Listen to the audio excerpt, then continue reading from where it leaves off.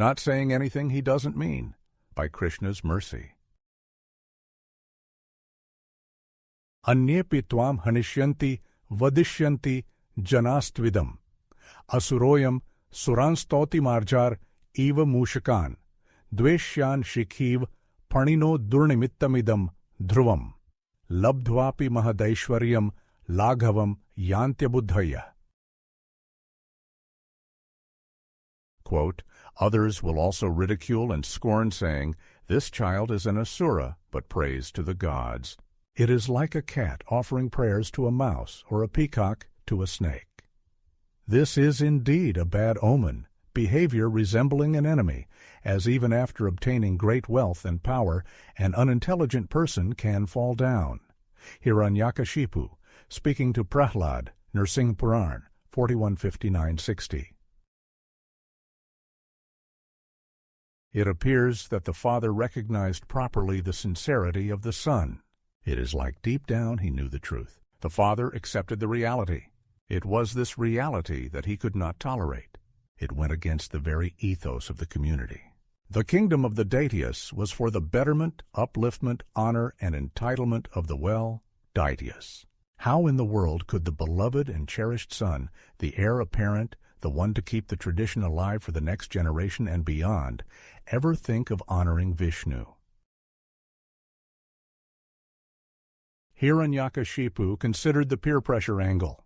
The children have limited experience in life. This is based on the time factor. The adults have simply had more time to see more. They know the difference between adult life and childhood. This is because they have experienced both. If the adult attended school as a child, sitting in the formal setting of the classroom, they understand the pressure that accompanies dealing with peers.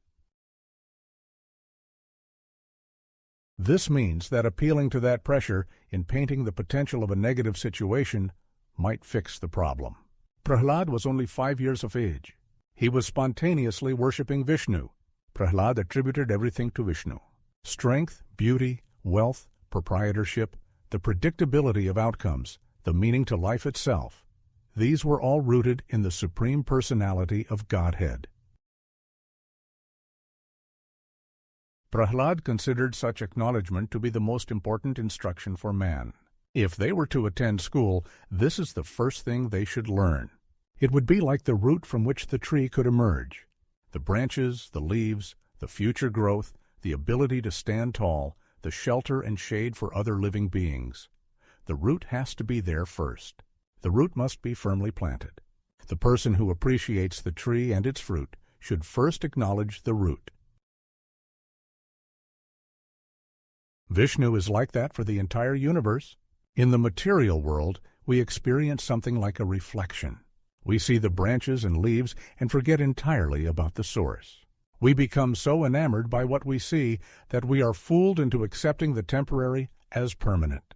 Someone like Hiranyakashipu might even acknowledge higher beings, but he does so only for extracting a benefit.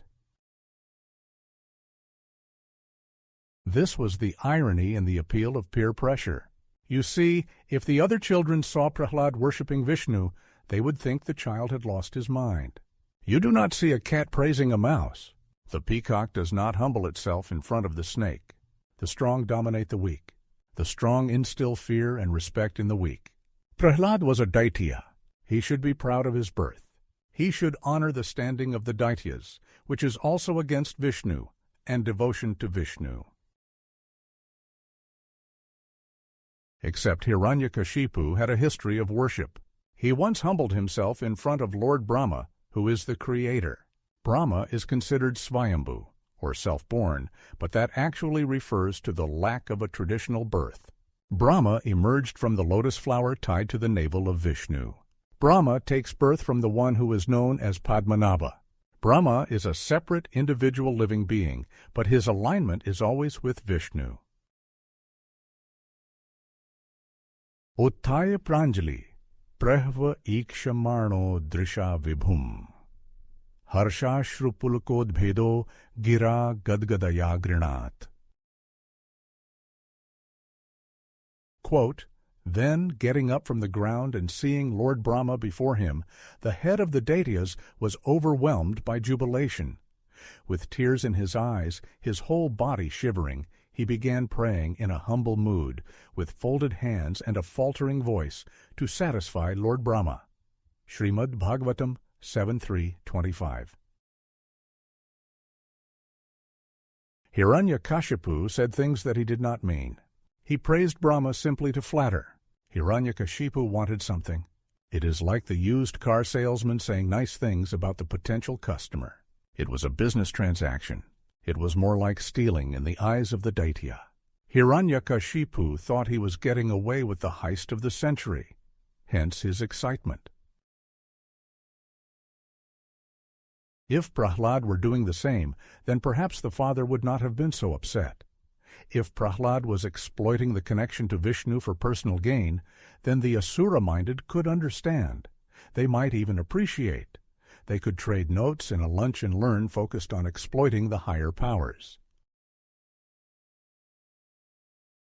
Prahlada actually meant what he said. That honesty was tested through physical torture and lethal attacks. Prahlada did not budge. His devotion did not waver. This must mean that something valuable is there. This must mean that the relationship offered something that Hiranyakashipu did not have. It must mean that Prahlada was in the superior position, despite being a dependent to the more physically capable father. In closing,